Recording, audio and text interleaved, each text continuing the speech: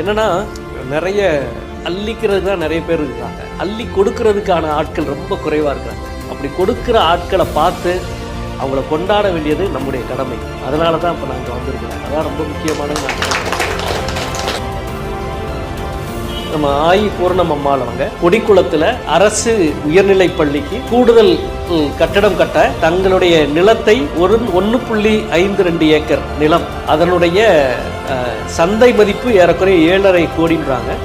நிர்ணயிக்கப்பட்ட மதிப்பே 4.5 கோடி. அதை அவ்வளவு மதிப்புள்ள அந்த நிலத்தை அரசு பள்ளிக்கு கல்வித்துறைக்கு எழுதி கொடுத்து யாரிடமும் சொல்லாமல் அவங்களா நேரடியாக போய் சிஓவை பார்த்து ஒரு பத்திரத்தை கையில் கொடுத்துட்டு அடுத்த நாள் யாருக்கும் தெரியாமல் சட்டமெல்லாம் வேலை பார்த்துக்கிட்டு இருக்கிறாங்க வங்கியில்.